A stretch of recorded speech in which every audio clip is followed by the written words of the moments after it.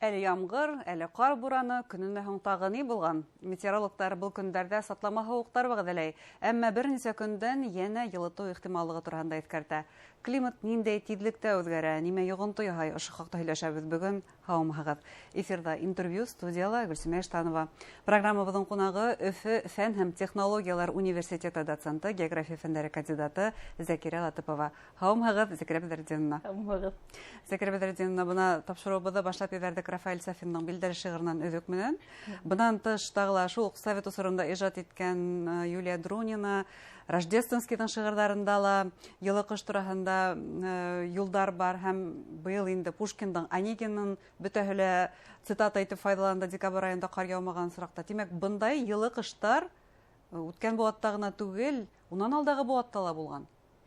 Әлбәттә, ул бит менә без еш кына география дәресләр үткәрәбез бит инде эфирда. Менә сәлам тапшыруында ла, интервьюда ла үткәрәбез бит инде. Гел ул турында арук кына һөйләшкәнебез бар бит инде.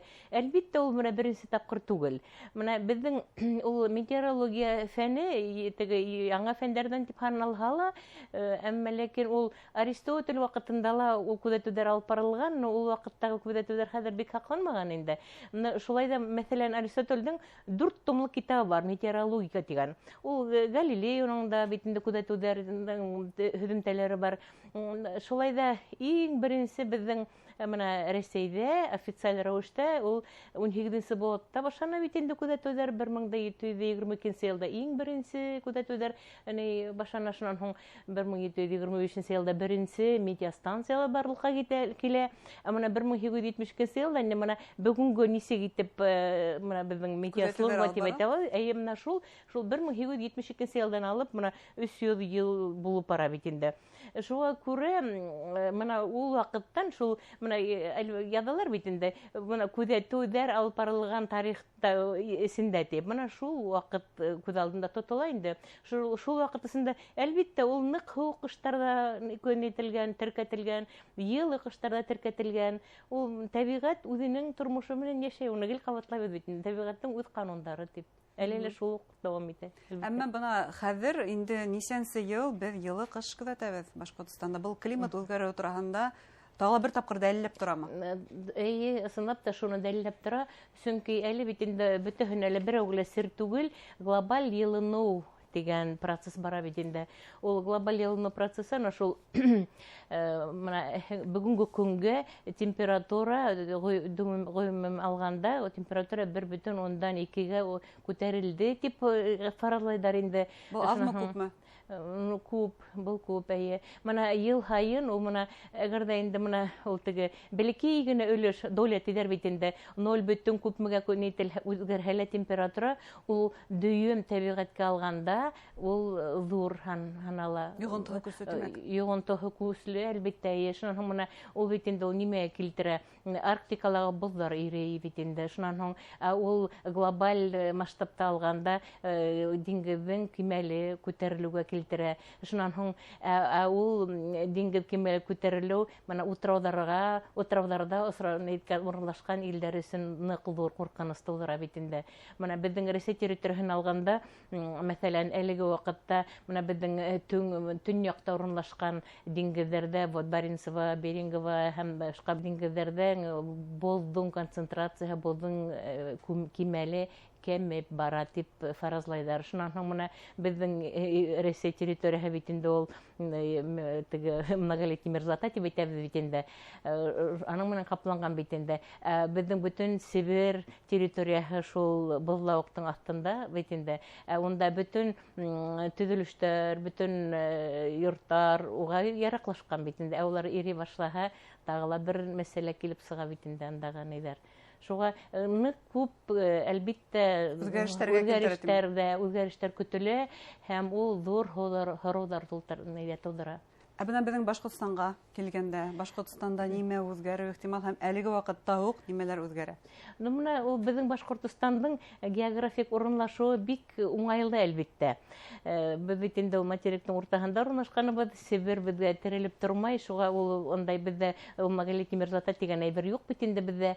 Шуннан һуң ул менә мына нимелер әлеге вакытта безнең мына шул Ресей территориясында Европа өлешендә әлбәттә безнең ана шул медиа селтер нык үсешкән күп ниләр.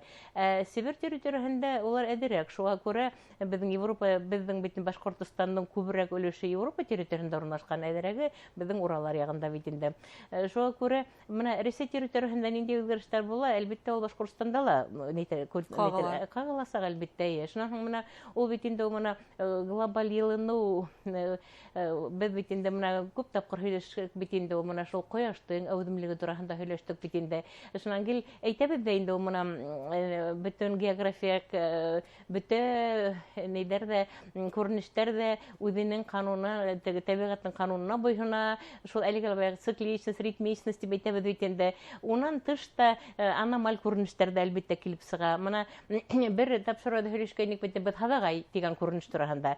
Ул бит безнең киңлектәрдә, Башкортстан киңлегендә ул аномаль күренеш. Ул булырга тиеш түгел. Ул бит инде ул полюстарда гына була торган күренеш. Төньяк полюста, көньяк полюста.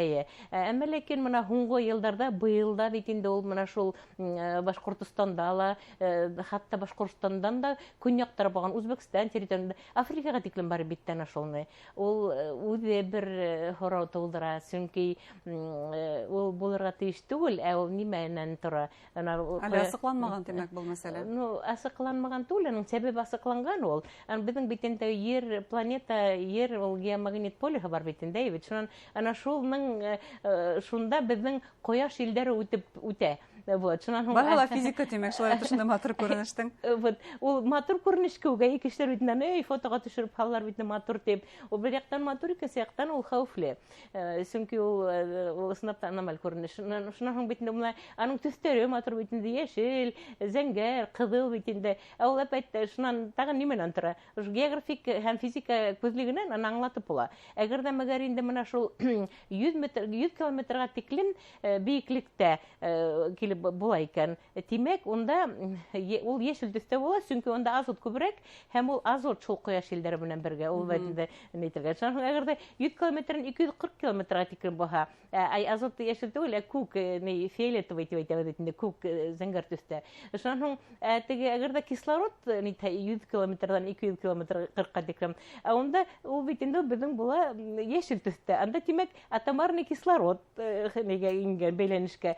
Унан да өстәрәк тагын кислород, әмма оның концентрациядыр, тимәк кызыл төстә. Чөнки менә һәрбер нәмәнең ни сәбәбен аңлатып була. Һәм үзенең фәнни аңлатмаһы бар һәр күренеш. Бар. Бuna Зәкирә Бәдәрзевна яңарак кына шундай мәгълүмат осраны яңалыктар тасмаһында кояшта көчле генә шартлау булган, ниндидер күренеш булган һәм әлегә галимдар белмәй ул Ер шарына ничек ялган тыйгаран. Шулай да буны ошо кояштагы ниндидер үзгәрештәр улар безгә сынап та ялган тыйгармы. Буны ошо һез әйткән яңа фәнни нигездә аңлатып буламы аны физика менән? Аңлатып була әлбәттә. Чөнки менә кояштың әүдемлеге лә әлеге баягы шул безнең нидән табигать законнарына, кануннарына буйсына. Менә без элен тапкыр әйтеп киттек бит инде 11 еллык бар циклдар, 22 еллык циклдар, 50 еллык, 100 еллык һәм башка дип. Менә без бер кешенең гомересендә 11 еллыкты күзәтә алабыз бит инде. Гымталай хаялабыз 22 еллыкта ла күзәтә алабыз. Менә был кояш әүдемлеге унан алда менә нык исе булды бит инде 23-нче ел, 24-нче елның ие нык исе булды. Унан алда 10-нчы елларда. Вот. Унан алда бит инде менә 14-нче, 15-нче елларда булган бит инде. Шуннан соң менә ул менә 11 еллык циклга туры килә. Шуннан соң менә 23-нче елда мен исемдә 2-нче елга мен әйткәнем исерәк була дип, тагы исерәк була менә ала була менә ел дип сындап та менә нидә ул менә шул кояштың әүдемлегенең кульминациясы шу 24-25 елларда менә бу 26 әле дәвам итә. Шуннан ул адактан ул түбәнәя башлаясак һәм ул был кояштың әле был 25-нче циклы дип атала һәм был кояштың әүдемлегенең шул әүдемлеге 30-нчы елга тиклем дәвам итә. Буны адактан уже аткарып кеми башлая. Димәк, бездә киләһе быелда әле эфигә көтәләр. Быелгы елда ла бу метеорологларның фаразы буенча 26-нчы елның гее менә эфе булырга тиеш, корорак булырга тиеш дигән шундай фараз бар. Вот карарбыз ничек булыр әйе. Менә ул кояштың әүдемлеге ул теге эфелектә генә тормай, эфелектә генә нитмәй әйе. Ул менә кояштың әүдемлеге нык булган вакытта, кульминация вакытында нык аномаль күренештәр, менә һау басу, шуннан һуң теге шул ысынлапта теге менә без интернетта көчле яңгырлар булды, штормдар, урагандар бит инде менә шул аномаль күренештәр менә шул кояштың әүдемлегенә туры бәйләнгән. Кояштың әүдемлеге нык биек булган вакытта менә шундай аномаль күренештәр күп була да ул һәм башка. Шуңа менә игътибар иткән булһагыз, әгәрдә менә былтыр быелдары бит инде яна торганнар менә кемдер шул магнитный буряга нитә, давылга нитә, шул нык бер касында булмаган хәл дип ысынлап та шулай булды бит инде бит. Менә ул шул магнитный давылдар яйлап хәзер түбәнә ергә тиеш. Әгәрдә ысынлап та шулай бuna карарбыз түбәнә ергә тиеш. Димәк, ысынлап та бына башым авырта, буындарым һыҙлай, көн булыр микән дигән юраулар дөрөҫ килеп сыға? Дөрөҫ килеп сыға. Ҡайһы бер кеше бит ныҡ ысынлап та шуға иғтибар итә. Ҡайһы бер кеше бик бирешмәй. Но әгәр дә шулай ныҡ иғтибар итә торган кешенең организмы шулай булһа, ысынлап та бәйләнгән. Буларның барыһын да физика һәм география фәне менән аңлатып була, тимәк. Аңлатып була, әйе.